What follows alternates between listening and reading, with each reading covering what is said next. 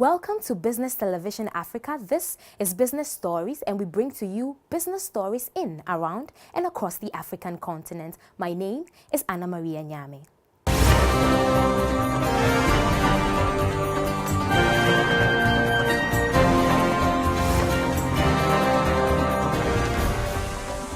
Making headlines, Ghana Maritime Authority has opened a 3-day seminar in Accra to raise awareness on safety of navigation systems and vessel systems. Wildlife Division of Forestry Commission of Ghana is seeking to raise $10 million in concessionary investment to uplift the image of Shai Hill Reserve Center as a tourist destination. Chairman of Nigeria's Trascorp, Tony Ilumu, shares his thoughts on acquisition in Nigeria's energy sector and what needs to be done to attract investors to Africa. 2 oil terminals have reopened after rebels agreed partially to lift their oil blockade in a deal reached with government. Going in depth, the Ghana Maritime Authority, in collaboration with the Ministry of Transport, has opened a 3-day seminar in Accra to raise awareness on safety of navigation systems and vessel systems. Minister of Transport Jifa Ativo says the only way to improve navigation on movement of shipping is to create ship routing and vessel traffic services to reduce the incidence of head-on encounters and to reduce the dangers of collision between crossing traffic. The recent discovery of offshore oil and gas in the western part of Ghana's continental shelf in commercial quantities has been welcomed by all sections of the Ghanaian and international community. There's a great deal of expectation among Ghanaians that this discovery and the resulting commencement of exploitation from the fourth quarter of 2010 will bring along significant economic benefits to Ghana. At the same time, however, offshore oil and gas exploitation and development come with enormous responsibilities and challenges. One of the most critical issues is how Ghana is going to manage the many security, safety and environmental issues that will arise over the next decade. It is in light of this that the International Maritime Organization and the Ghana Maritime Authority (GMA) are organizing a 3-day seminar to raise awareness on ships' routing system and vessel traffic services. Director General of the Ghana Maritime Authority, Peter Isaka Azuma, stated the objective of the seminar. The seminar is being attended by representatives from 8 countries of the West and Central African sub-region. These are Cape Verde, the Gambia, Equatorial Guinea, Ghana, Liberia, Sao Tome and Principe, Nigeria, and Sierra Leone. The objective of the seminar, having been elaborated, but just permit me to say briefly to that, is to enable participants to acquire the requisite knowledge and skills on ship routing services, aids navigation, and use of risk assessment techniques for ship routing and navigation channels within our sub-region. Minister of Transport Jifa Ativo, in a keynote address, indicated that ships' routing systems have been established in major congested shipping areas all over the world, and that there is overwhelming evidence that as a result of these schemes, the number of maritime casualties, particularly collisions involving ships, have dramatically reduced. Ships' routing systems have been established in major congested shipping areas all over the world, and there is overwhelming evidence that as a result of these schemes, the number of maritime casualties, particularly collisions involving ships, have been dramatically reduced. The Transport Minister said this has become necessary as a result of the increase in trading activities, particularly as a result of the offshore oil and gas exploration and production taking place within the sub-region. Ghana has already taken steps in establishing a Vessel Traffic Management Information System, VTMIS, for enhanced surveillance of Ghana's maritime domain. This will provide a 24-hour electronic surveillance and monitoring of Ghana's coastline. The Shah Hills Reserve Center, located north of Accra, is expected to become an enhanced tourist attraction as the Wildlife Division of the Forestry Commission seeks to raise $10 million in concessionary investment with investor community. The popular ecological reserve, which stands as a habitat to wildlife, will be converted into an international standard tourist attraction when funding is made available. Charles Aite spoke with the executive director of the Wildlife Department, Nana Edu Nsia. Tourism continues to be a substantial contributor of foreign earnings into the country. Unfortunately, domestic tourism has largely been on the decline as a great deal of foreigners continue to explore tourist opportunities countrywide. The Wildlife Division of the Forestry Commission says it will require a $10 million fund allocation by way of private partnership investments to revamp the Shah Hills, a lush of green vegetation, into a lucrative ecotourist location. The partnership will see qualified investors, both locally and internationally, register interest in the preservation and tourist transformation of the hills and other potential tourist sites across Ghana. Most of Ghana's forest reserves are said to be at risk of fading away, with the illegal encroaching of lands by squatters and illegal chainsaw operators, as well as the persistent effect of climate change. The Shah Hills Resource Reserve, north of Accra, bordering the Akosombo Road, will go into extinction if measures are not put in place to the once ecotourist site. Nana Edu Nsia, Executive Director of the Wildlife Division of the Forest Commission, reveals to BTA News the $10 million private partnership investment stands as a lucrative venture to the country's tourist sites. It is an estimated project amount that we are looking for partnership with the private sector for the development of Shah Hills. So it's not like we are requesting government, we are doing it together with private sector to develop Shah Hills Resort. It is an area where if we also invest well, we can get money out of it, and at the same time preserving our environment. So we'll not be cutting anything, we'll not be destroying, but we'll be getting money out of it. Just to illustrate, the recent development has increased the number of visitors. It used to be around, let's say, 1,000 people, but now we can boast of about 10 to 12,000 people annually going there, and that has increased our revenue from just some few cities to now over 200,000 Ghana cedis. So it shows that if we're able to develop it, we'll stand a chance of increasing our revenue base. The concessionary investment, according to the Executive Director, will be on a long-term basis open to both local and international prospective investors. This investment, if ejected into the Shah Hills, is expected to see the Shah Hills cut out as a major ecotourist site opened to international business opportunities. This means that investment and private partnerships are bound to reap huge gains out of the project. Yes, we do what we call concession management. We'll sign an agreement with the investor, depending upon the investment that you have made. There are certain fixed charges that you will be paid to the Forestry Commission or the Ghana government, and then also the profit that will come, you have to pay some portion to government. Definitely nobody goes to business and lose, and then in business we have what we call 1 + 1 = 3, which shows that there's a hidden element, which is the profit or what the businessman will get. So seriously, we also make provision that the businessman will get something out of it, and it becomes a sustainable business, because not a business that you go in for just 3 years and you think you reap your profit. No, you invest it as a long term. And I've seen a lot of concession agreements where even the owners will die and their family or children will succeed because it's a long term investment.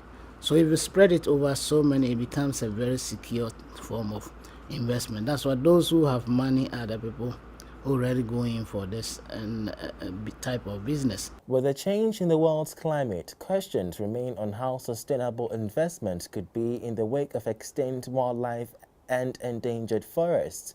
Nana Edu claims these changes in the climate are expected and that they cannot have a negative impact on this very lucrative venture. Every 35 to 40 years, there's a change if you have been following the whole environmental issues. So therefore, the environment will keep on changing, and that is why God has given us, that is when I say as men, that we should supervise the environment. And perhaps we are lucky. All these resources we are talking, the wildlife, the forest, they are all renewable natural resources. So if you put up a lot of programs which will ensure bringing them back is possible. If you go to some countries, they are farming wildlife, so there are more animals coming. So that's another area we are trying to promote for people to start farming and breeding wildlife. Trees, people can do tree planting. They can even breed trees with different genetic structures because of this is what they want. If they want long or boughs of trees that are good for timber, they can put some genetic modification into that and increase the bow sizes and length. So it is a renewable natural resource that we are dealing with. Whereas wildlife, forest, fisheries, they are all renewable natural. So it's up to us not to be greedy and just take them without replacing. If you have a very good plan of farming, breeding, and then aquaculture, will bring all back some of these natural resources. The advanced countries, if you go to some countries like Germany, they have more wood than even we have in this country because they are planting. They have wood there. The coming on board of investors, together with the revamping of the Shire Hills, will expand the tourist attraction base in Accra as business ventures and transactions hit a record high. BTA News, Charles Aite.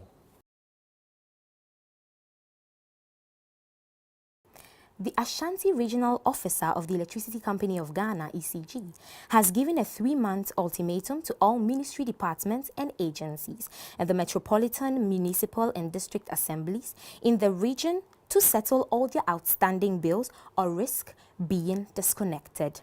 The directive follows a recent government announcement that it will no longer bear the cost of power by the MDAs and the MMDAs. The government's directive was firmed up by the Ministry of Finance, circular to ECG, and copied to the affected agency to be responsible for their bills with effect from January 2014.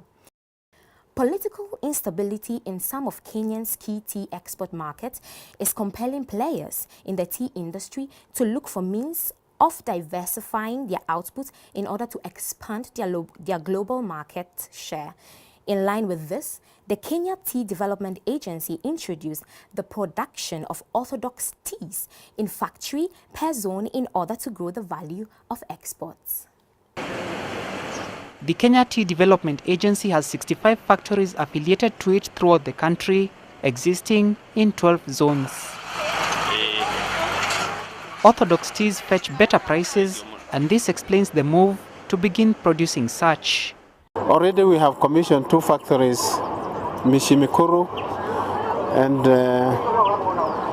another one in the west of Rift Valley. They are already putting up machinery to start orthodox teas, but this will be increased to all the zones in the country. So what's the difference between orthodox teas and what Kenyan farmers normally produce? Orthodox teas is a different way of manufacture. CTC is cut, tear and curl. Orthodox teas is leaf tea. You roll it. The way you manufacture is a bit different from the way we do it now. It's called leaf tea, and the manufacture is rolling, so that once you put into the teacup, the leaf opens. You know, the whole leaf opens. In Sri Lanka, for instance, 90% of tea production is orthodox teas. Some markets, Russia, Iran, Most of Europe, like Germany and France, they drink orthodox teas. It is hoped that orthodox teas, once produced in higher volumes, will increase the value of Kenya's export earnings from tea and put a smile on farmers' faces. Alex Mwangi, NTV. The energy situation on the African continent continues to worsen. Businesses are suffering the brunt, having to bear with increasing cost of electricity. Nigeria's Transcorp chairman Tune Elumu shares his thoughts on how Africans' electricity supply is growing. He also talks about acquisition in Nigeria's energy sector and what needs to be done to attract investors to Africa.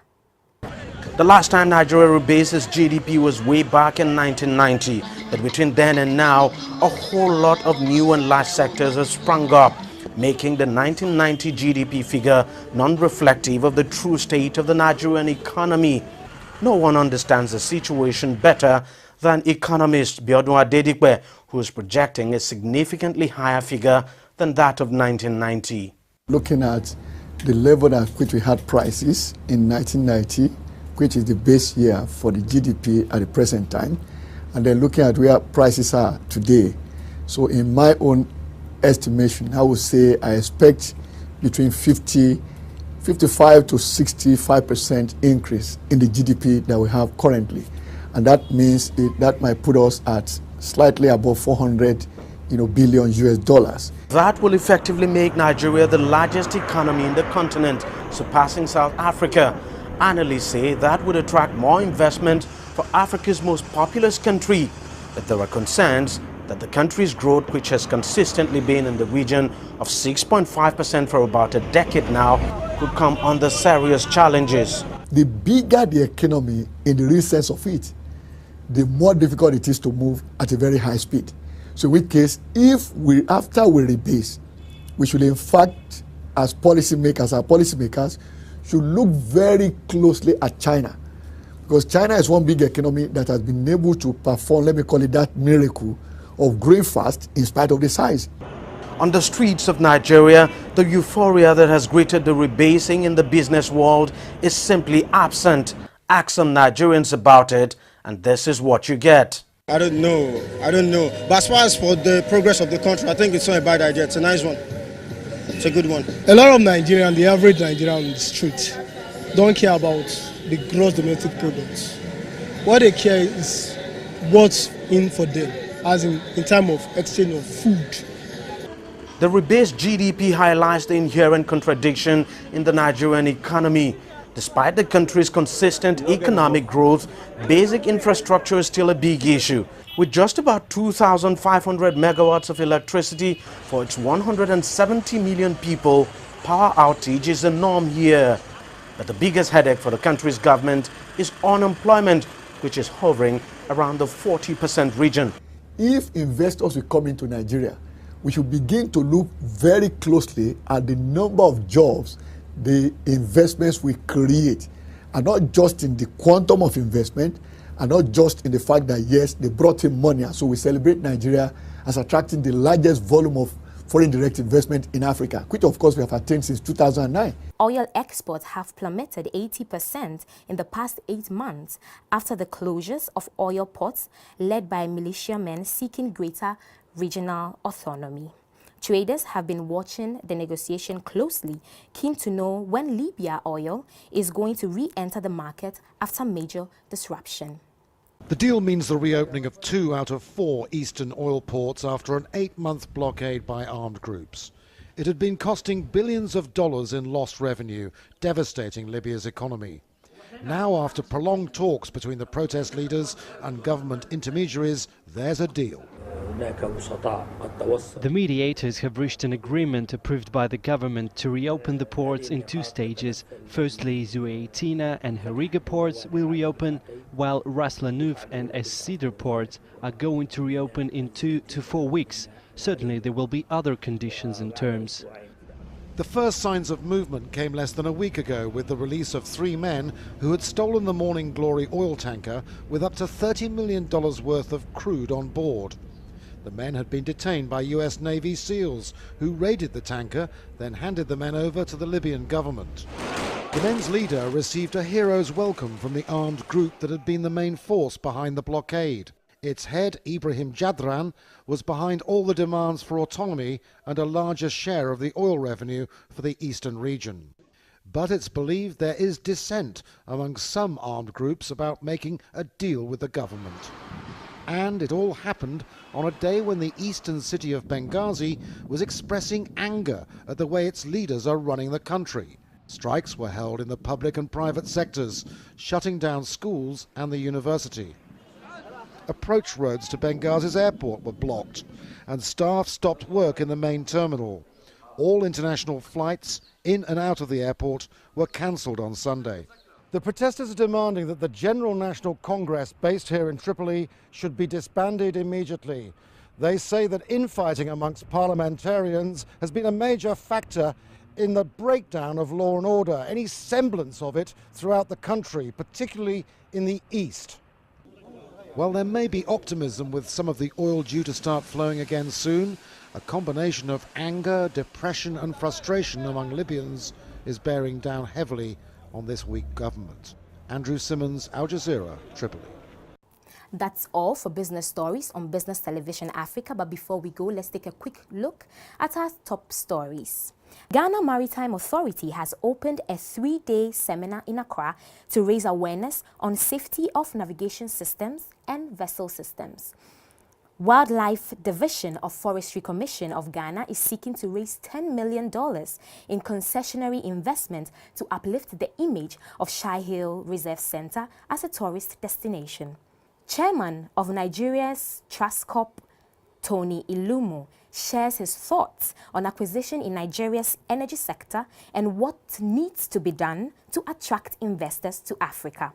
2 oil terminals have reopened after rebels agreed partially to lift their oil blockade in a deal reached with government. Thank you for watching. My name is Anna Maria Nyame.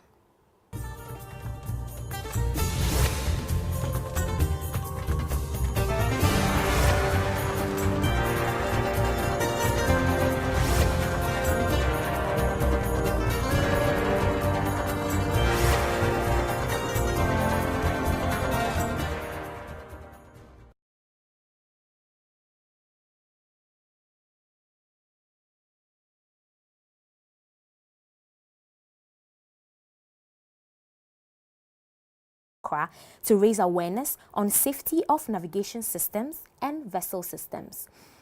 Wildlife Division of Forestry Commission of Ghana is seeking to raise $10 million in concessionary investment to uplift the image of Shai Hill Reserve Centre as a tourist destination. Chairman of Nigeria's Trascorp, Tony Ilumu, shares his thoughts on acquisition in Nigeria's energy sector systems.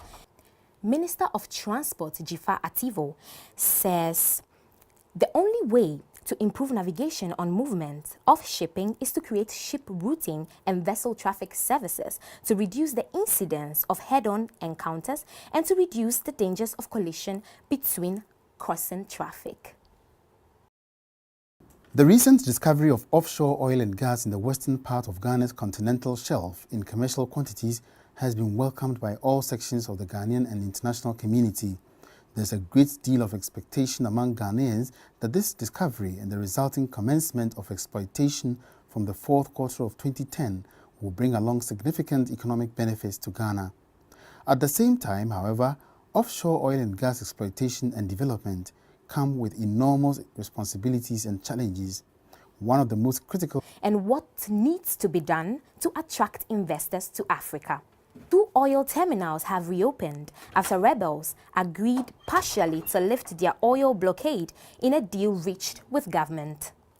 Going in depth, the Ghana Maritime Authority, in collaboration with the Ministry of Transport, has opened a 3-day seminar in Accra to raise awareness on safety of navigation systems and vessel systems. Welcome to Business Television Africa. This is Business Stories, and we bring to you business stories in, around, and across the African continent. My name is Anna Maria Nyame.